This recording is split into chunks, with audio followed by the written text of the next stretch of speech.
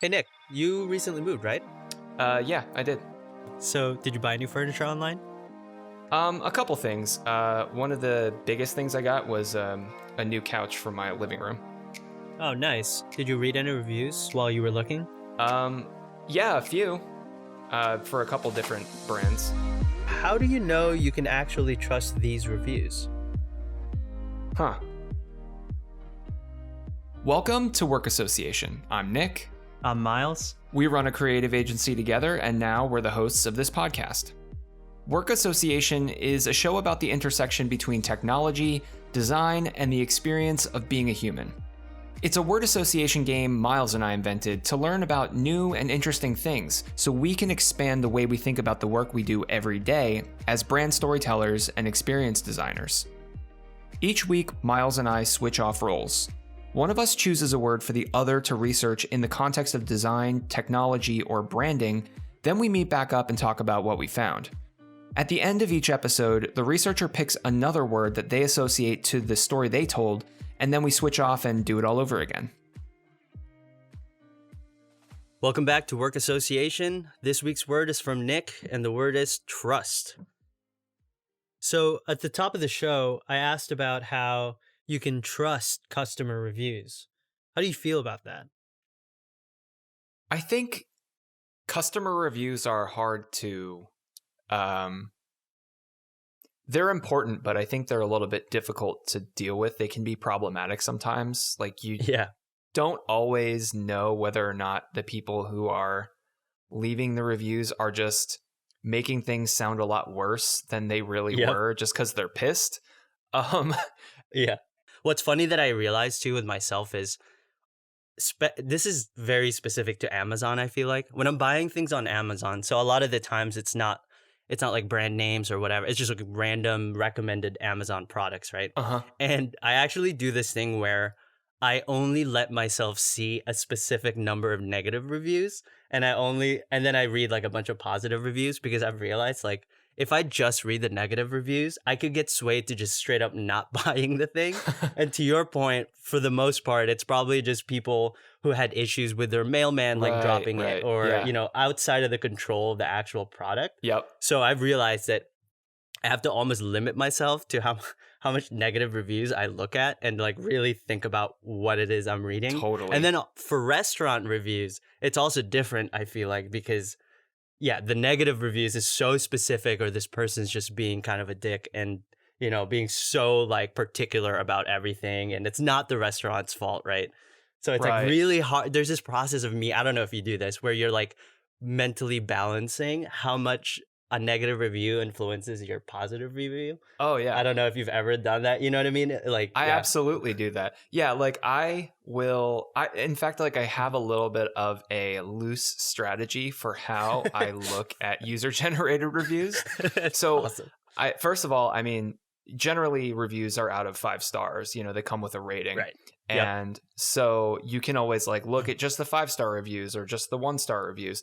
What I tend to do is try to get a sense of like how many total reviews there are in each star category and then look at a couple of them from each, because you have to kind of assume that the people that are leaving like 1-star reviews or even 2-star reviews, they probably had such a bad experience that it was either something that was really seriously wrong or they're just being a dick. And then you kind of like sample through the 1s and the 2s to figure out were they just like kind of blowing something that wasn't that bad out of proportion or was this actually a problem? And then especially with products and not so much restaurants, I'll kind of see if there are trending issues in the 1s and 2s. So like if a product arrived broken or if there was a specific defect that was there and a bunch of people have that same problem, I'll take note of that.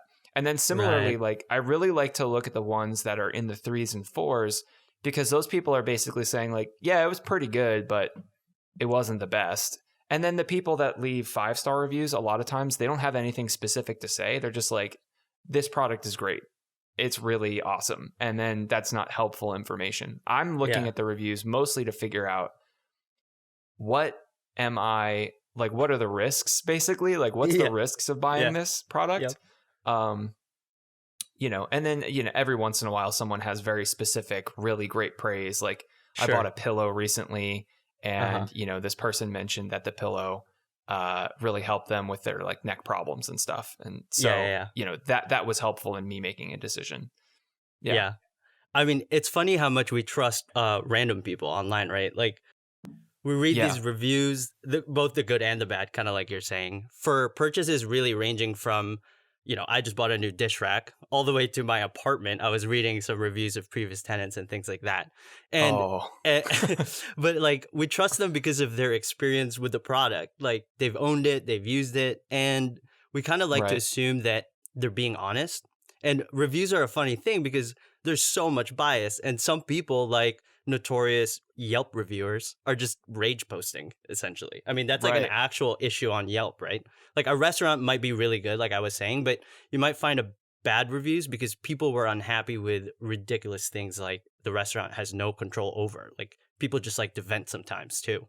Like you see this Yeah. on Seamless all the time of like, oh, my food was so delayed and all this stuff. And then the restaurant would actually reply and kind of correct them and be like, no, it was fine. Everything was okay. You're just kind of venting.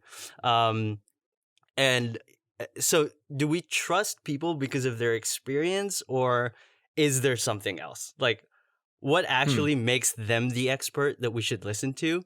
And today, that's kind of what I want to find out.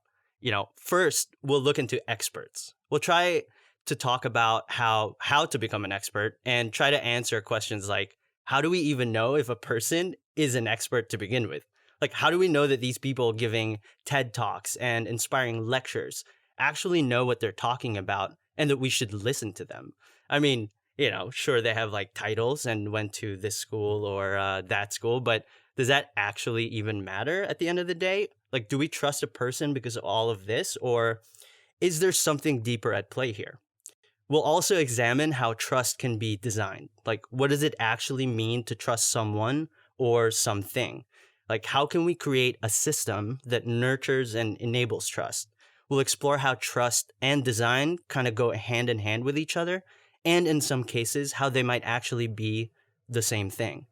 Finally, we'll combine all of this to kind of talk about how we, us at Suits and Sandals, present designs and solutions to our clients, how we build trust in and around our own brand over the past 10 years, and of course, the challenges we face when that trust goes into question. So, are you ready to dive into this world of trust? Yeah, I'm pumped. Let's do it. Awesome. Okay. So the first thing is in regards to experts. So the definition of expert is a person who has a comprehensive and authoritative knowledge of or skill in a particular area. No surprise there. What do Right. you think you're an expert at?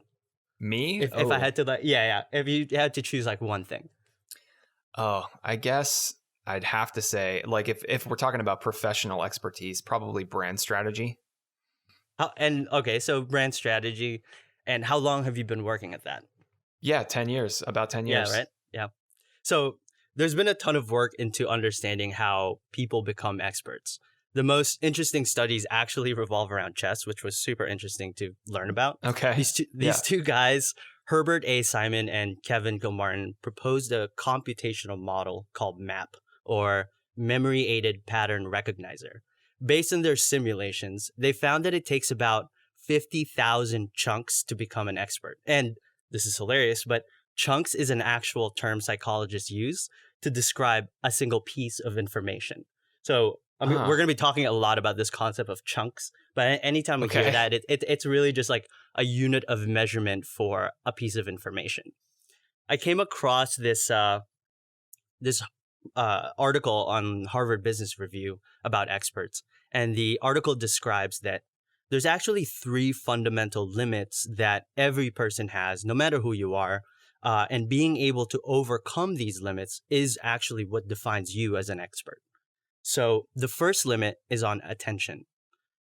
As much as we want to say we can multitask, in reality, we really can actually only focus on one thing at a time. Now, we're talking about consciously focused on a hyper specific thing because recently, like, people have realized that focus is more of the spotlight in your brain and not necessarily like one subject, not something super specific. Because if you think about it, like your body and your brain can do multiple things at the same time. You're breathing, you're Right. thinking, like, and then maybe most of your attention is on one thing, some of your attention is on another thing. What we're talking about here is just like the hyper specific focus. We also have a limit with our working memory. And when we're making a decision, working memory is basically a place where our relevant experiences, our understanding of the situation, and other inferences all come together into this one place. As far Okay. as we know, we can juggle no more than 7 chunks at a time. Any more than this will actually impair your ability to reason. Like, how do we know it's only 7? Tons of experiments have been done. If I ask you to memorize like 7 numbers, the higher and higher that number goes, the more likely you are to forget it, essentially. Right. So they've kind of concluded that it's about 7 chunks at a time that you can put into your working memory. The third limit has to do with long-term memory access. So no one actually knows how long you can store things and at what point do you exactly lose that memory. But the general understanding is that the less frequent you access something, the more likely it is that you'll lose the ability to retrieve that memory. It's kind of intuitive. So knowing these limits, so how can we expect to access like 50,000 chunks when it sounds like we can only do 7 at a time in our working memory? And again, 50,000 is what it requires for you to be defined as an expert in a particular field or subject. So So this idea of 50,000 chunks is the number to hit if you want to be an expert on a subject. So if I'm understanding this correctly, you need to know 50,000 pieces of information about a subject to be considered an expert. Is that Yes. right? So like if I want to be an expert in fly fishing, I need to know 50,000 things about fly fishing to be considered a fly fishing expert. That sounds like unobtainable. Exactly. But more specifically, you need to be able to access all of that information almost instantly and not like, reel. Okay, what's a reel? Oh, it's not like take forever to do it. I mean, you're an expert in brand strategy. If I ask you how to create a user persona, you can sit here and start talking for hours on end about what makes a good user persona, right? And you're almost kind of instinctively just speaking and you're not thinking and trying to grasp at information. It's just kind of coming to you. You know what I mean? So like that's kind of the level of access that we're talking about where it's instant, right? Wow. And okay. So so essentially, so like how do we do this, right? It sounds crazy. 50,000 chunks, that makes no sense. But this is actually where pattern recognition comes into play. And our brains are really, really good at this. So it turns out as you experience things, your brain learns to group relevant information together, right? So this is a really like the most important part about this whole thing is the fact that we're able to group things together. So let's say someone who's an expert in web design can look at a site and be able to identify issues with it almost instantly, right? They can pinpoint the problem, also have an idea on how to solve it. Like if a site's running slow, you go on the page and you see large images everywhere. The first thing you'll instinctively look at, if you're an expert, might be the file size or the images compressed, etc. These are all like kind of basic to us, right? The thing with experts is that they're not looking or examining things faster than a normal person would, someone who's not an expert. It's not like your eyes are moving faster. Like you could identify things faster visually or anything like that. It's not about that. It has to do with something a bit more fascinating, actually. So this all has to do with the power of chunking. Like that's like a scientific term. Right. So an expert eventually can group patterns as a chunk and link them with other chunks. So once it's chunked, the linked patterns are viewed as a single unit. Okay. So now this wealth of information is taking up less working memory. So remember we said we can only really process 7 chunks at a time in working memory? Right. This is how you overcome that, by chunking. Because now each one of the 7 chunks contains links to a bunch of other chunks that are also themselves linked to even more. So these automatic groupings allow us to access long-term memory easily because they're all related to the field or that you're an expert in. So if you're kind of like following here, picture like Russian dolls or something Right. like that, right? Or just groups. So all you really have to do is group correlations or like patterns of information together into like one recognizable thing. And by knowing that one thing, it's almost like a key that you're able to unlock a whole bunch of other information almost instantly. And those, like whatever's inside those pieces of information, you also are able to unlock then even more detail and more information stemming from whatever it was on that second layer. So it just keeps rippling and rippling across. Eventually, you get 50,000 pieces of information, and that's kind of how you become an expert. Wow. So we're really like grouping things into a lot of these things. It reminds me of I don't know if you've ever heard of the term memory palace. It's like a mnemonic technique of like how to remember things, right? Yeah. I heard of that in the show Sherlock. I know Sherlock used a memory palace to, like store a bunch of information. Exactly. That's where he would go. Literally, he would go there to like retrieve information and unlock things related to the cases that he's working on. Yep. Yeah. So that's kind of in the same way that our brain works, right? So with this, you're unlocking these big pieces of information. I always think about it too, as in like in Photoshop or Figma, where you're just grouping layers one on top of each other, and each group is like there's 50 million groups in there. You open that group, there's even more stuff in there. So that's kind of what's happening in there, right? So this is what it means to be an expert.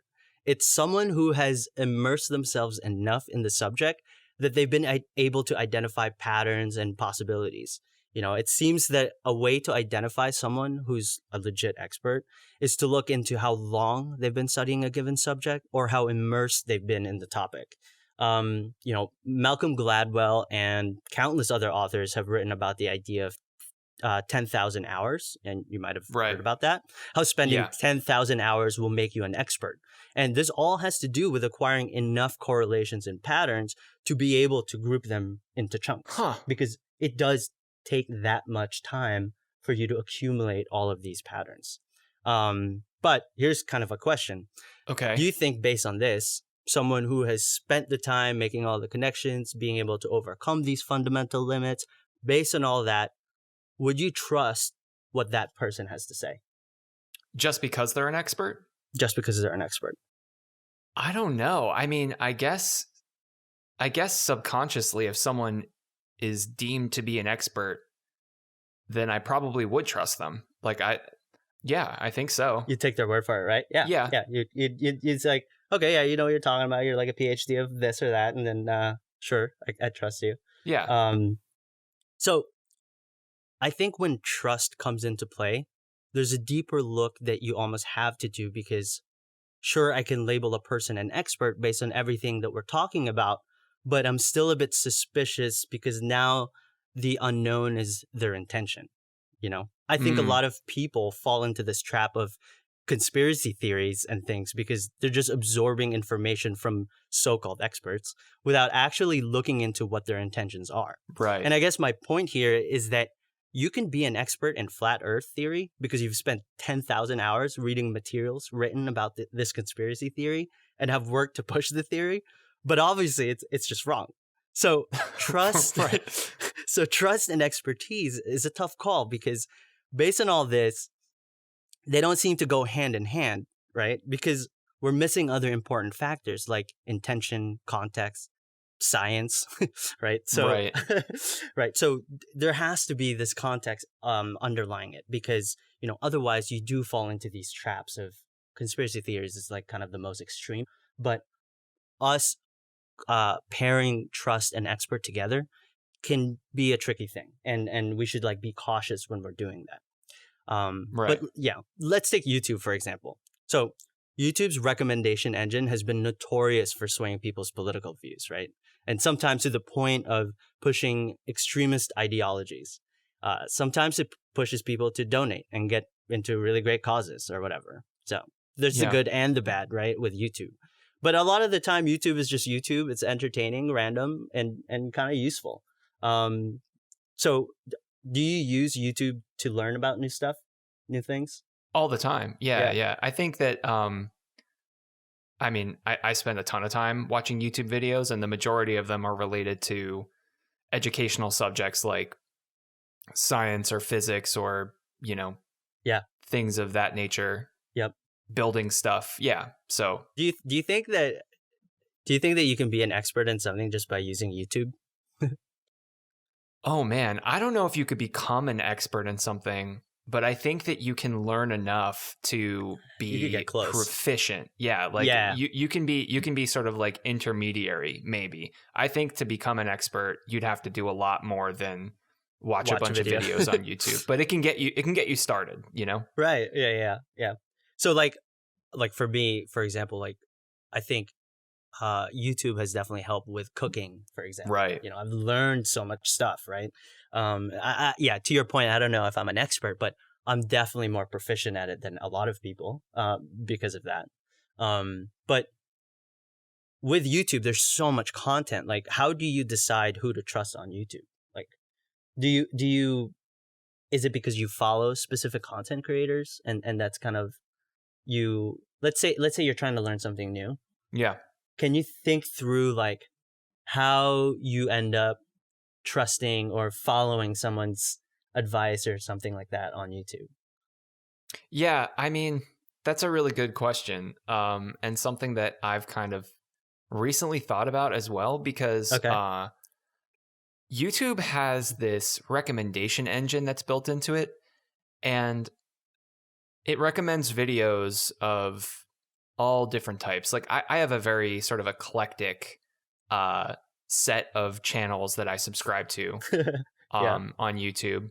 You know, I'm watching videos, everything from like, you know, video game playthroughs to I watch this guy named Alex Steele that makes, you know, he's like a blacksmith and he makes swords and other types of weaponry That's and awesome. things like that. Yeah. I follow this guy that, you know, is he's all about lawn care. Like it's all about like fertilizers and you know, different types of ways to cut your grass basically. And then I, you know, like watch like Dungeons and Dragons videos and Right. music stuff, music theory, like it's Sure. all over the place.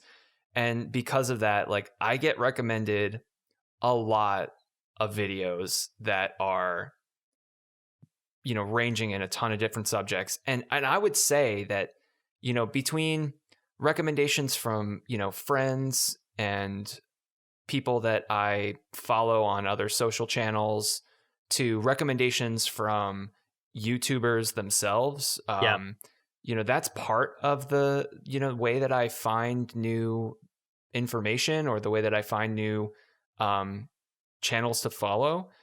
But a huge part of it is honestly just random. Like I'll Yeah. go down a rabbit hole of a completely different subject that I've never looked into before because Right. YouTube decided to randomly recommend a video to me. And then other times I'm actively searching, right? Like if there's a particular thing that I want to learn about. Recently I wanted to learn a little bit more about coffee.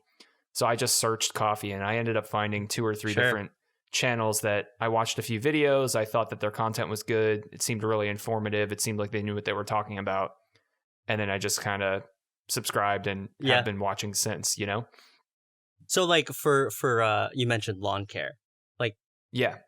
how do you know that that person has the best techniques or the best process for caring for your lawn or whatever topic? Is it mostly because of, do you think it has something to do with the production quality? Do you think it has something to do with how articulate the person is?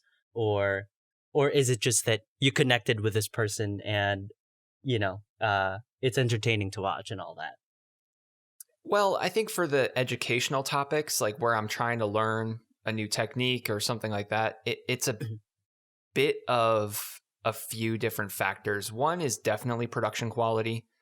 Another is the way that the person is able to teach, like their sort of method of, you know, like how they talk, how easy it is to understand what they're doing.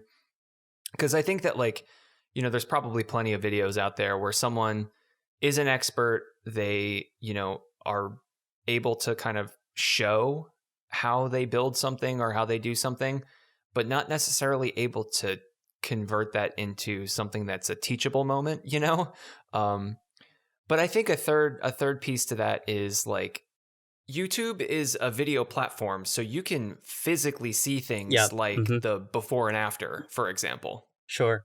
I think it's kind of got to be like a mixture of all those things to feel like, okay, I saw what the lawn looked like before. I see what it looks like after. Oh, the end I'm result able to looks kind good. of, Yeah. yeah. I'm able to see the end result. I'm able to see how the person went about doing it. Like they showed themselves building it or something.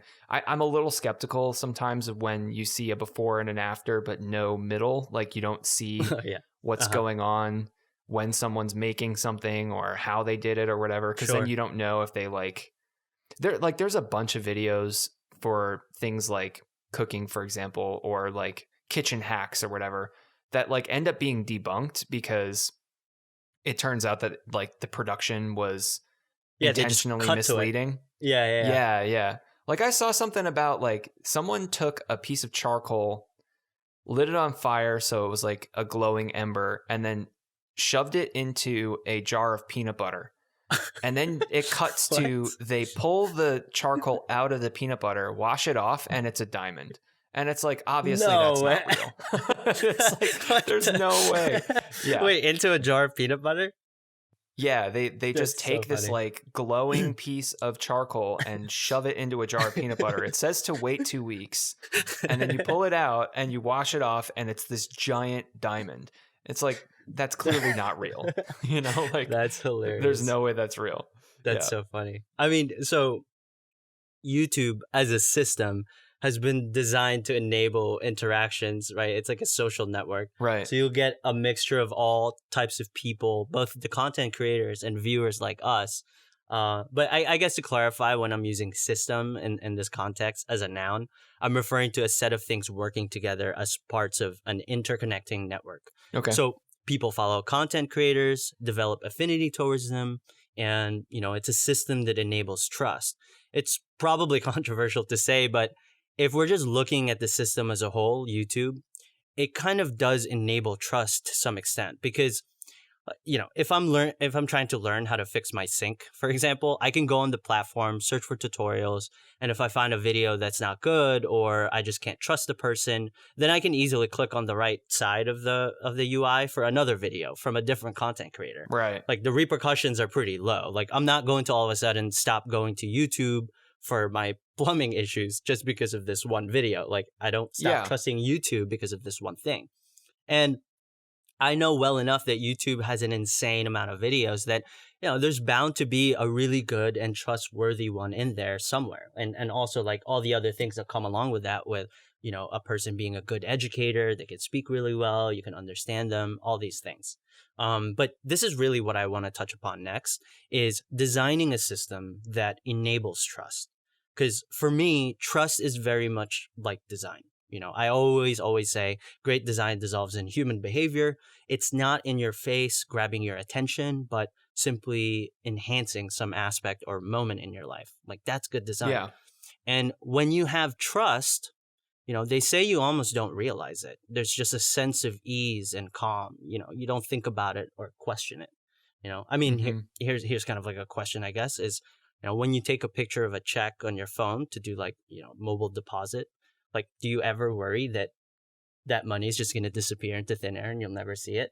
You know what I mean? Like I mean, Right. maybe deep down, but the fact is, like, I'm guessing you do mobile banking, right? Oh yeah, absolutely. I don't live anywhere near a PNC branch. I have to use mobile banking if I want to deposit a check. Otherwise, I'm never going to have any money. Right. Yeah. And, maybe when mobile banking first came out and when, mobile check depositing first was a thing, I probably was a bit skeptical. But when it comes to those kinds of things, I'm not usually the type that distrusts the technology. I 100% know that, just about anything on the web can be hacked. And I'm sure that there's, security vulnerabilities everywhere. But at the same time, I'm also of the mind in a weird way that like, because I know that nothing is safe, I should just like keep going about my business. Like I don't, avoid the highways just because I know a car crash is imminent. So Right, I just exactly. treat the rest of my life in the same way. Yeah. Um, Yeah, the but probabilities yeah, of it is pretty low of anything bad right, happening. right, But exactly. also like, you know that you downloaded this app from the App Store, and Yeah, that entire system, from the app to the ecosystem that Apple has built, it does enable trust, right? Because they have all of these like the developer like network that they have. You have to be right, certified and like all these sure. things. You're able to confidently download stuff without worrying that it's a virus, for example. I mean, Yeah, this is something that's plagued Android and other platforms. But with Apple, because of how tight it is, that's the type of system that is enabling trust. I mean, there's pros and cons, but that's not not the point of that statement. Um, but that's what makes them successful. The fact that they did design a system that any one of us, no matter the demographic, can download something and not be totally freaked out. At least now. I mean, it's been years and years and years in the making.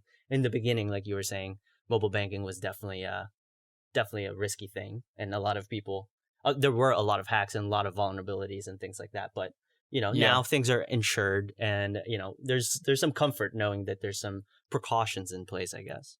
And I think more recently people are very attracted to this idea of designing for trust. I mean, when I first got this word and I started looking at designing for trust, there were so many articles. I mean, in the past, it was emotional design, if you remember. Like MailChimp yep, was so famous for emotional design, right? Like that was all yeah. the rage back then.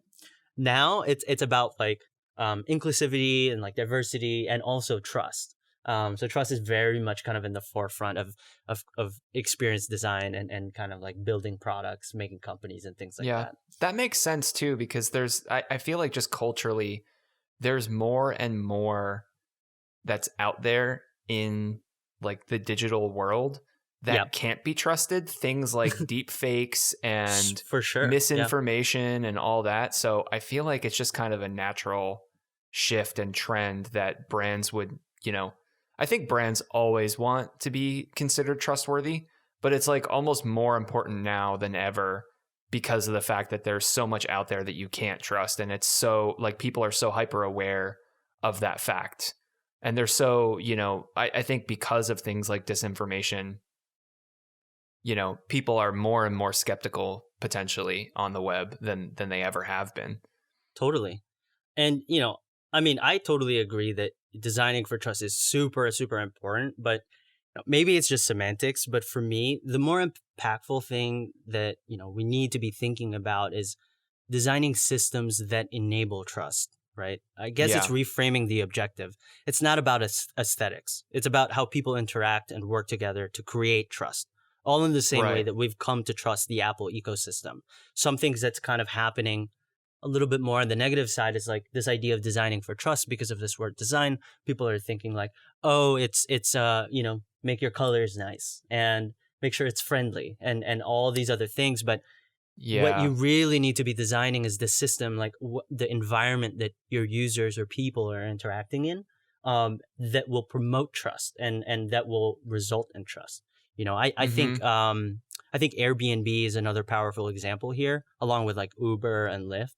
These are concepts that a decade ago would have been totally dismissed. And in fact, people did say things like, how can I trust a stranger to stay at my place, to drive me Yeah. around?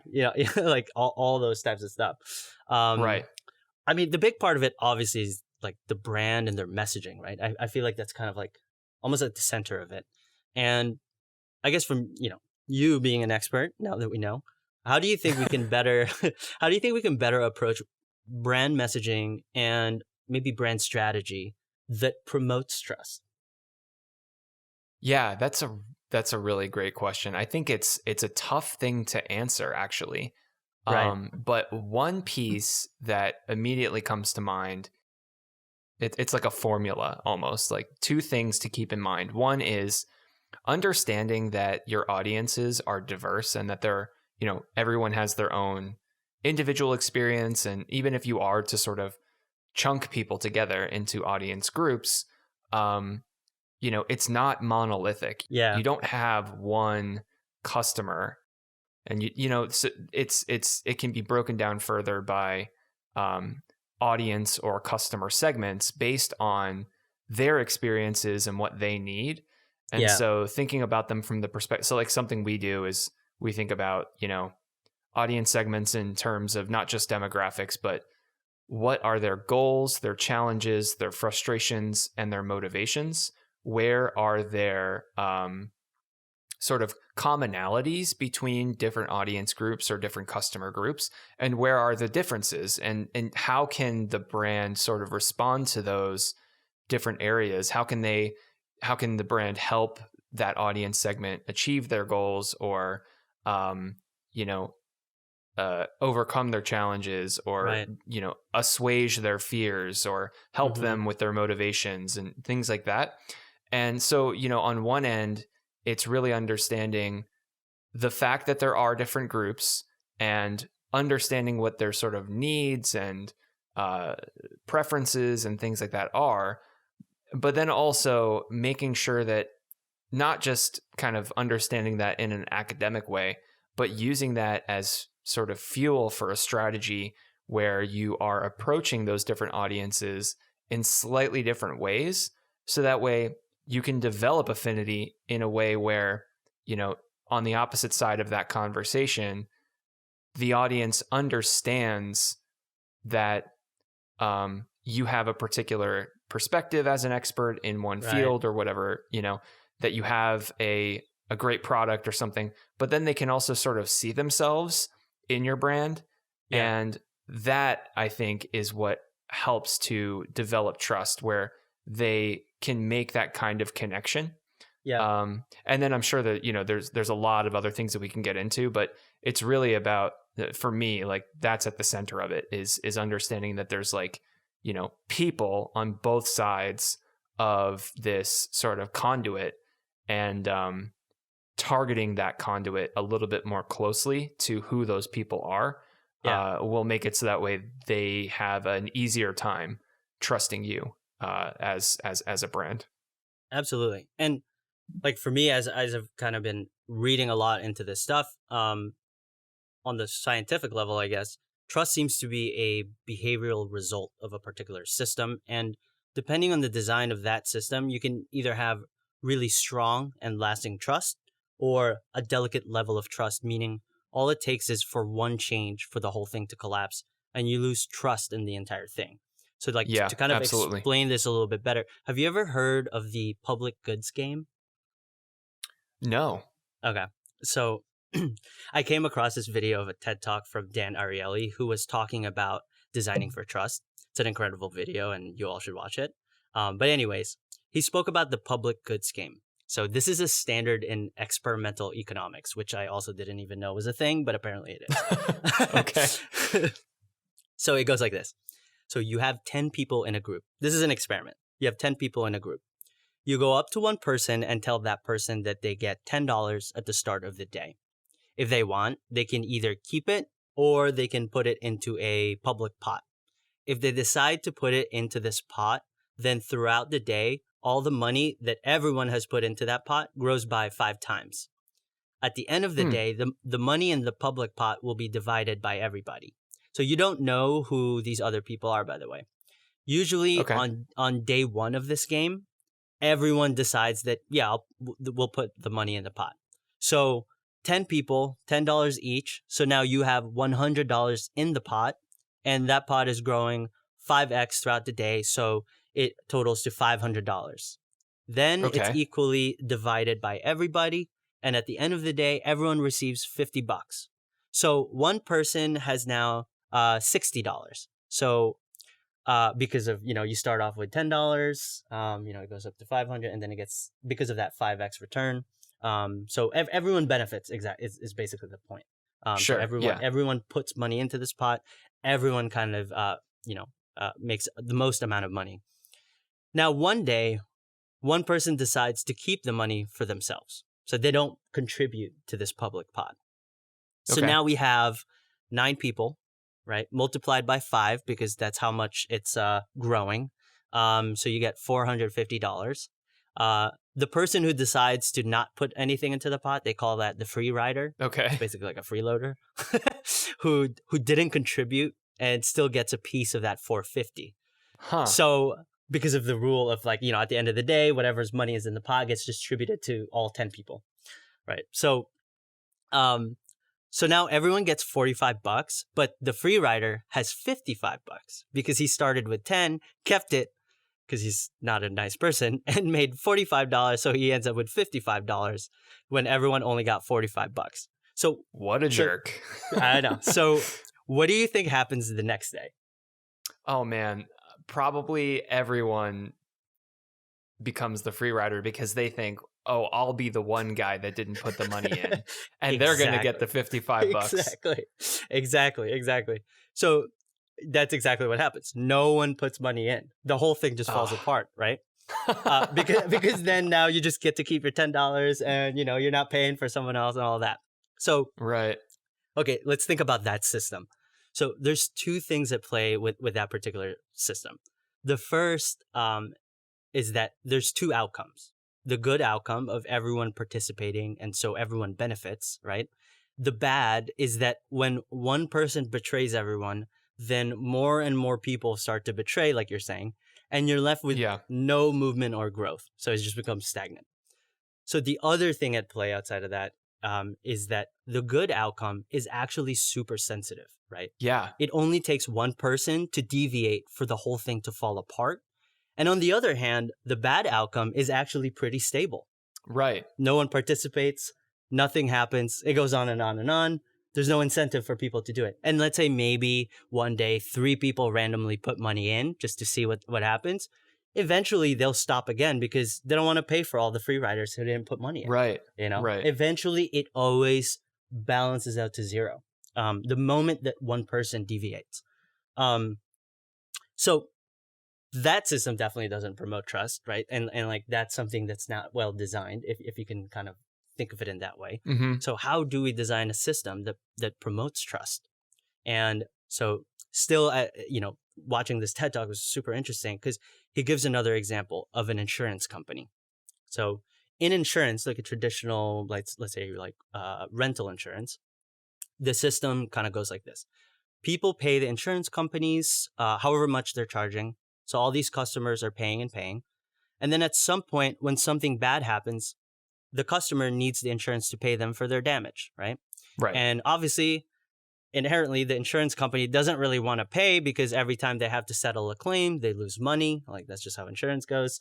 So as an insurer, you don't ever want to, you want to keep your costs as low as possible, right? Yeah. As customers, we know insurance companies don't want to pay us. So more often than not, people exaggerate their claims. They say like, oh, it's actually this much more money or whatever. There's just a lot of mistrust happening typically in insurance. And the insurance companies know we inflate our claims, so they put into place all sorts of things to make it difficult to file a claim. I mean, if you've ever filed an insurance claim, it's like super complicated. Yep. You need to get like the cops involved, right? So this system is totally based on conflicts of interest and mistrust. It's like, if you really like think through the system of insurance companies, like, or what that system is, it's so bad, right? It's not promoting trust whatsoever. So here comes Lemonade. And I don't know if you've heard of Lemonade. I have, yeah. Yeah. They're like a super hip startup rental insurance. And what Lemonade did, and this is how you turn, something that doesn't promote trust into something that's enabling trust. What Lemonade did is that they changed it from a 2-player game of insurance or insurer and insuree, I guess. They changed it from a 2-player game to a 3-player game.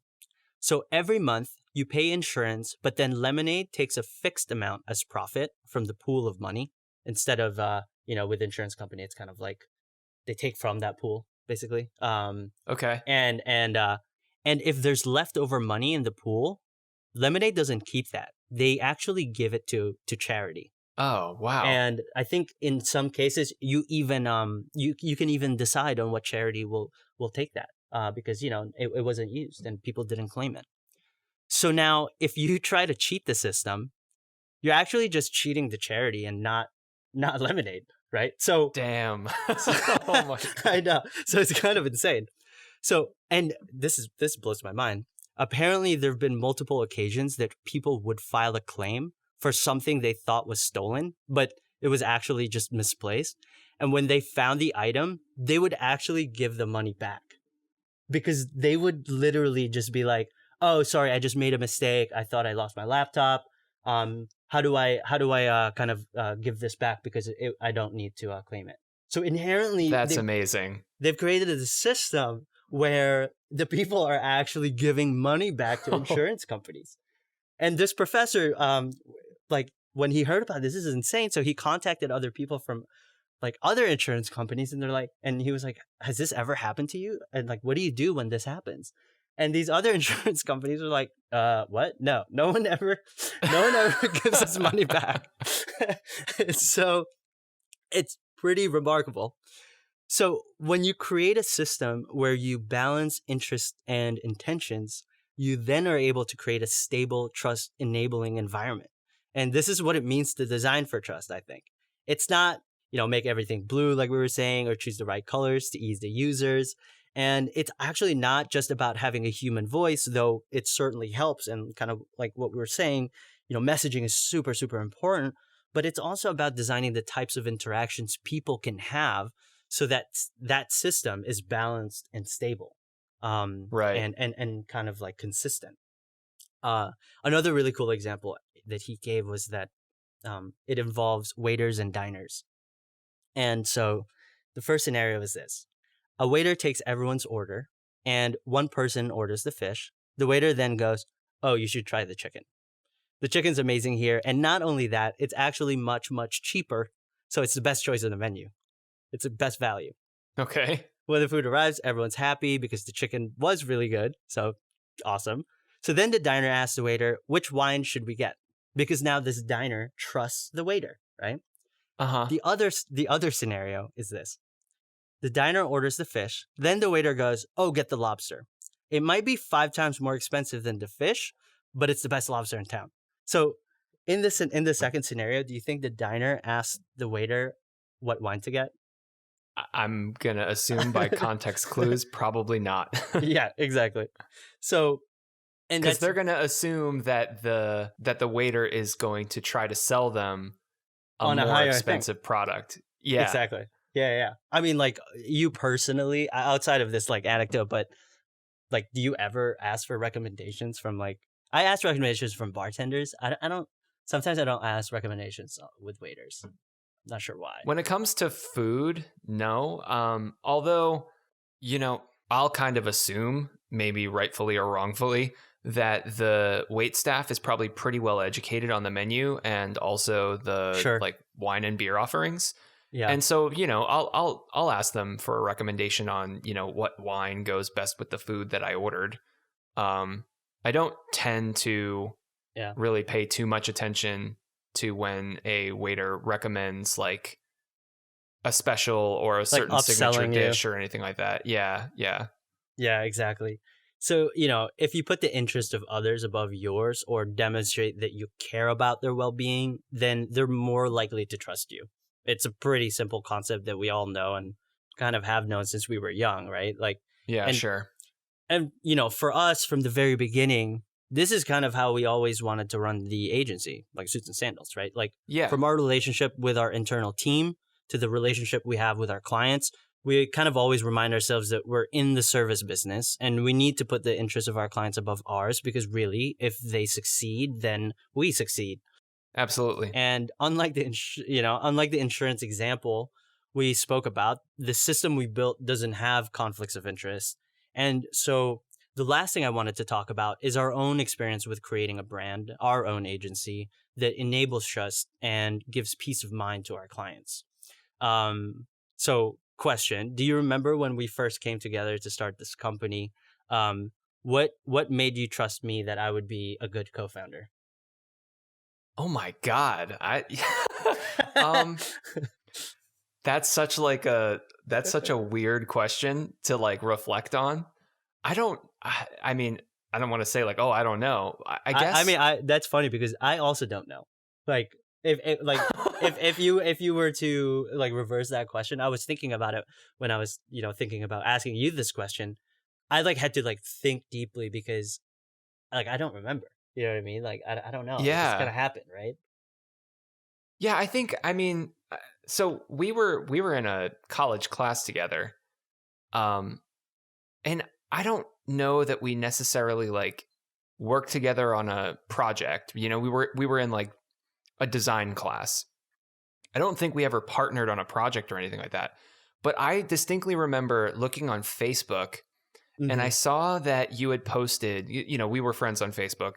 Um, and I saw that you had posted that you were looking for someone to help with a couple of freelance projects that you were in the middle of. And when I saw that, I was like, yeah, I can take on some freelance work. I was thinking about doing freelance work. Um, and I feel like from the first time that we met up at your apartment and Right. started going over the projects that you needed help with and stuff, I think that there was just like an immediate kind of like something just clicked where I think we Right. just like worked really well together. It just sort Yeah. of happened, I don't know that Mm-hmm. there was like a particular, something that you did or something that, you know, it's not like we even finished working on a project together. I didn't go into it kind of like assuming the worst intentions or anything like that. Yeah, it just kind of like, yeah, like I said, it just kind of clicked. It was like it was I think that, we were starting from a positive place. So that kind Yeah, of that's kind of what, like, I guess that's where the trust came from. And, when you start from a positive place, a place where you have trust embedded in the foundation of the company, then yeah, you're much more likely to have a sustainable and strong relationship, right? sure. Like our like the beginnings of our company wasn't built on a lie or like something negative or anything like that. So I think that's one of the reasons why we've lasted this long. And I think that's kind of where that's where trust really kind of happens. I mean, why do you think also that we decided to be more flat and transparent internally? I mean, our agency has some type of hierarchy, but throughout the years, we've always viewed it as a formality so that our clients have some sort of reference on who does what. But internally, Yeah. we never had a culture of, oh, this person is my boss or that's my subordinate, right? Like we're all like very, very much equals. How do you think we would have ended up if we kept the hierarchy and have been more quote unquote traditional? Yeah, I don't know where we would end up. Um I feel like, and this could be just because of the fact that it's you and me talking about the company that we started, and of course we think we're doing everything Yeah. mostly the right way.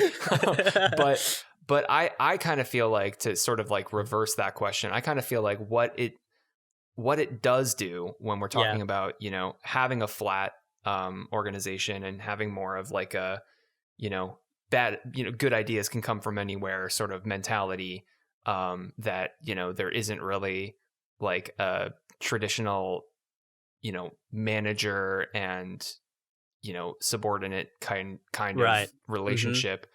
I think that what that does is, for the right person, like having people on the team that sort of can work in this type of environment, it empowers them to feel like they're just as much of like an owner in the success of the business, so everyone is more invested in making sure that the work that we're doing is really great, that we are um able to kind of go through the bad stuff together and the good stuff together, and it just kind of like results in sort of a stronger company culture, a Yeah. stronger approach to the way that we work as a team. And I think that maybe I could be wrong, but maybe if we were a bit more traditional in structure and we had a team that maybe didn't feel like they were as connected to the decision making of the business as a whole, that we would have like higher turnover, people that didn't care as much about the company or the Right. Mm-hmm. results that we achieved. Like, yeah, I think there'd be a lot less sort of like of the fabric of trust built into the team, and then thus, like product would suffer. We Hmm. would probably have to hire people more often because people would be leaving all the time, that kind of thing. Yeah, no, I absolutely agree. I mean, I think that was one of the best choices that we did earlier on, especially since back then, we weren't really experienced. It was very touch and go. And, you know, we made that decision because instinctively we just thought that that was the right thing to do. And Yeah. it felt right. And we wanted to be nice. And that's why we started this company instead of working for other agencies and things like that. Yeah. Especially because, I mean, we didn't have business degrees and all that. So we kind of just had to learn. I mean, hiring was another big leap of faith in the early days, especially. We weren't experienced in that department either and didn't really know what to look for. Can you think back and talk about what made you hire one person over another? Like, was it skill or personality, or if it's a mixture of both? Like, what was the tiebreaker? Like say two people were equally skilled and had a good culture fit. I mean, for me, it was the way they reasoned, how they articulated themselves, how optimistic they were about the future. It was like those types of markers, and not even just hiring, but like partnering and other agencies, like collaborators. Like Yeah. yeah, Yeah. I mean, we've had conversations about this in the past, but like anytime we've had to hire, I mean, we've always had a small team. So when we hire, it's a pretty big deal. right, I think hiring in general is a pretty big deal, but when it happens, for us it's especially a big deal because of how small we are. And so every time we've gone through a hiring phase that we've interviewed multiple different people, I feel like we always have the same conversation where immediately after you talk to a person, you're like, they're great. I yeah, want to hire them. And then you yeah, like interview the next person. And as long as they're, kind of a really good fit for the role, because I'm sure, we've interviewed people that were clearly not a good fit. But when they are a good fit, you speak to someone in the second round interview, and then you talk to someone else and they seem just as qualified, if not more qualified. And then you go to the third round interview and you talk to that first person again, you ask them more questions, and they seem like they're definitely the right fit. It becomes really difficult to make that decision of who you're going to end up going with. So that process of really making that final decision, you can only choose one person to fit this role, and you've got like two or three people that just seem like they're great. Like, what's that ultimate decision factor? I think it's probably different each time it's come yeah, up. yeah, But, well, okay, one thing that I would say is that something I always look for in terms of determining whether someone is a good fit for our team and the way that we work is it's something called the concept of T-shaped skills, or being right, a T-shaped person.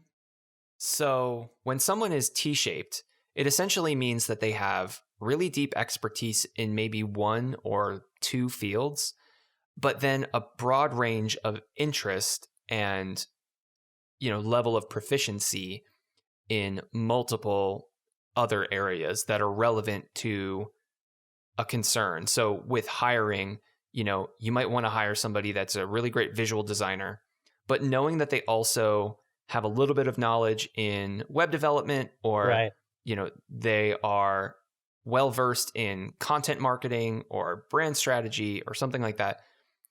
What it does is it allows you to link up those T's where you've got a team that everyone has these shared languages and shared experiences, but then you can kind of point to and look towards one person to be an expert in one area.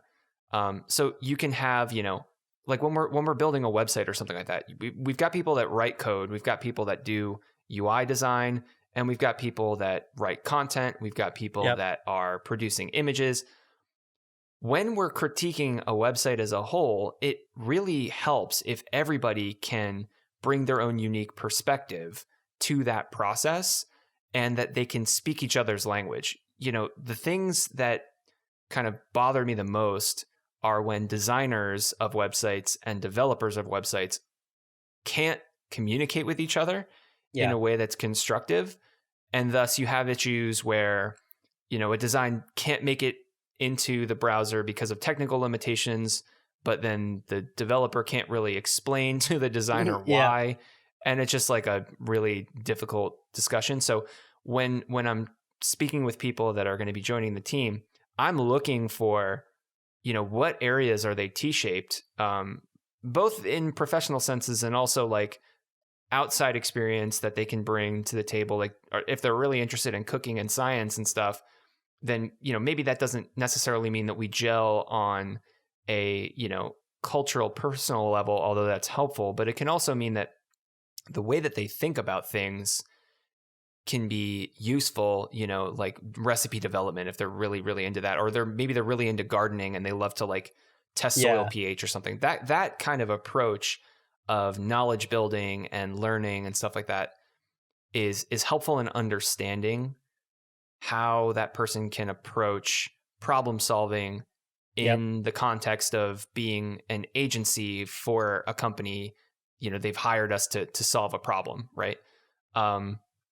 So I'm looking for those things, and if I Yeah. can find those traits in a person, even if they're not necessarily as qualified on paper, or maybe they don't have as many, skills or certifications or whatever that um another candidate has, if it seems like they can learn quickly and they can adapt to our sort of workflow and philosophy, that's the person that I'm going to be a bit more drawn to. Absolutely. I 1000% agree with that. And, the way you present yourself is such a huge part of trust, I feel like. I remember in the early days, we were really young and constantly trying to overcome the fact that people might view us as just young and they won't take us seriously. They won't trust us with Yeah, large projects with tons of money right. behind them because we were like straight up in college. Um, can you recall how we overcame some of that? I think we certainly got better at speaking and being crazy technical. I feel like we were overly technical with our clients back in the day just to prove ourselves. Like we used every Yeah. jargon possible. But, can you remember any of the things that we did to gain our clients' trust back then? Well, I mean, going all the way back to the beginning, honestly, part of it was, developing a brand identity that we could kind of almost use as a shield or like Right. it was, That's good. Yeah. like really all the way at the beginning, we had, I think that what you're talking about, Miles, are insecurities. And I Mm, think, maturity leads to like, the sort of dissolving of those insecurities. yeah.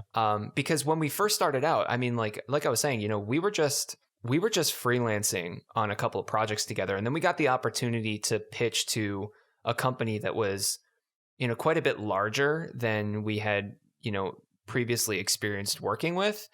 And I think, we had this fear that if we just went in as Miles and Nick, two college kids that were, freelancing on the side while they were going through school, I don't think we would have gotten that job. But because we came up with a brand name, a logo, sort of this like mission or like set of values, when we went into that meeting with the client, having all of that sort of stored in our minds and being able to kind of tell a story about who we were as a company, that I think made the client sort of, even if they saw us as young dudes, maybe with not a ton of experience, saw us as, people that they would be willing to take a shot on, essentially.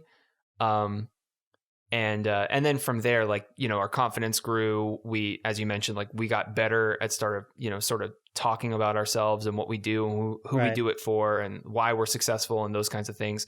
And that's just kind of like been refined over time.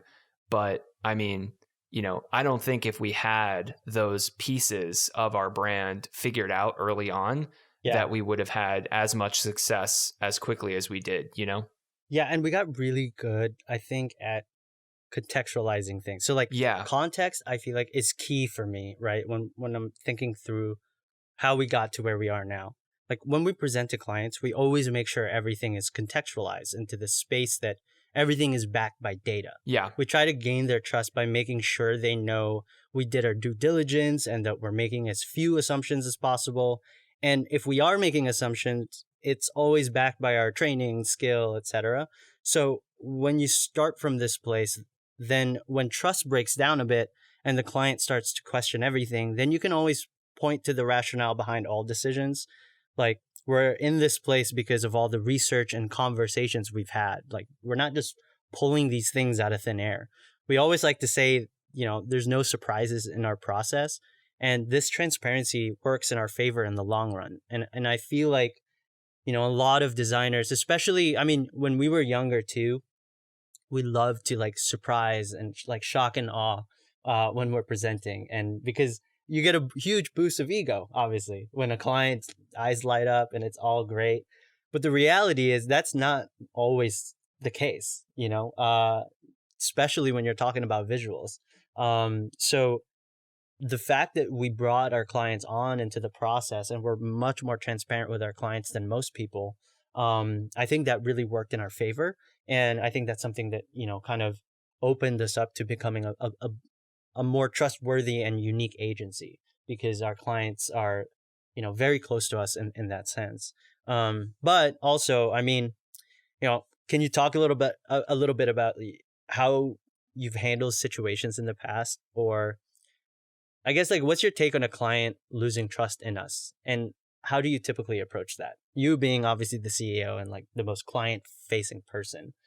Yeah. So, I mean, when you were talking about this before, you brought up the fact that, because we bring the client deeper into the process, like that in and of itself was kind of developed to try to mitigate that issue of,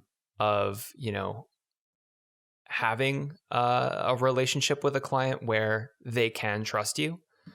So I think like we're starting from a place where, hopefully the client sees that we have their best interest at heart.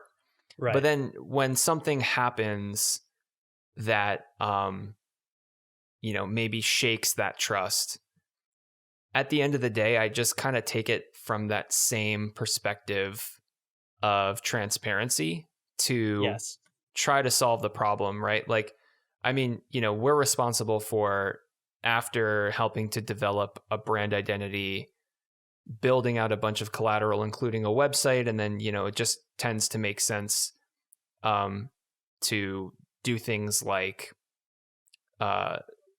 maintain the website and the server, so we have technical resources. We can help our clients kind of not have to worry about those kinds of things. And every once in a while, I mean, it's just kind of a fact of the web that we're building things that are on open source code, and we are using third-party providers for things like hosting and data centers and things like that. And every once in a while, there's something that goes wrong, and a website goes down, or there's a bug, or something doesn't work exactly the way that it's supposed to.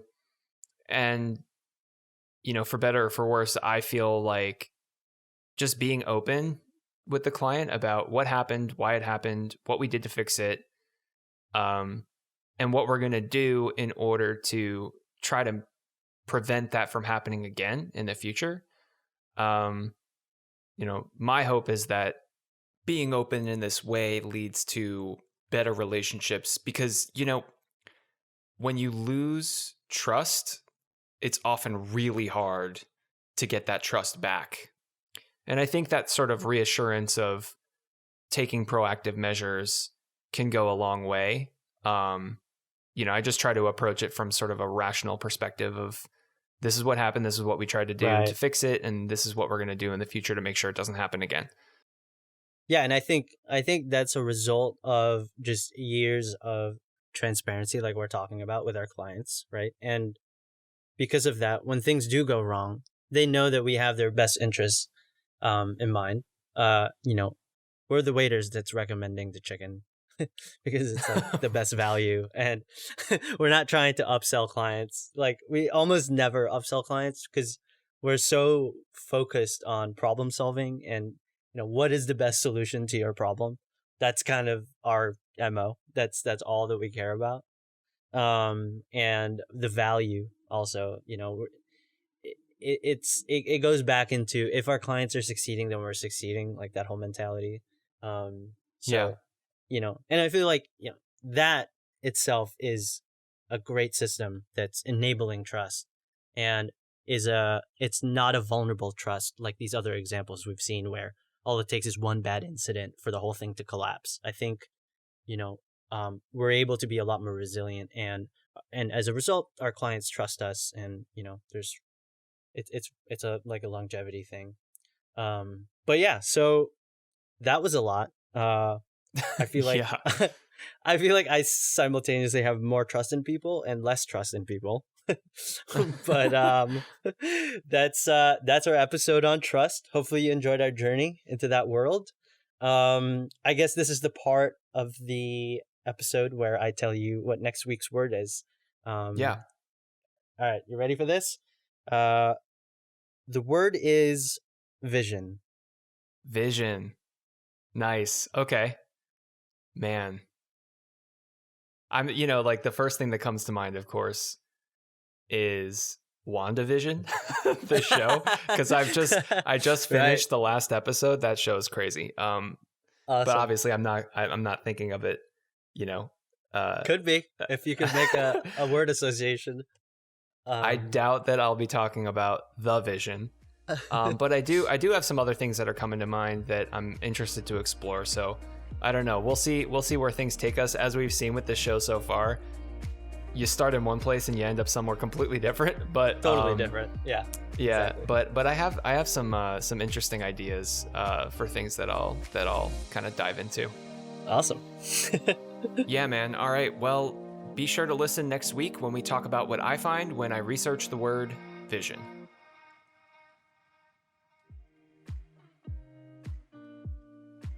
Thanks for listening to Work Association. If you like this episode, please subscribe, tell a friend, and give us a rating or review. This show was produced by Max Bangora and hosted by Miles Rojas and Nick Dank. That's me.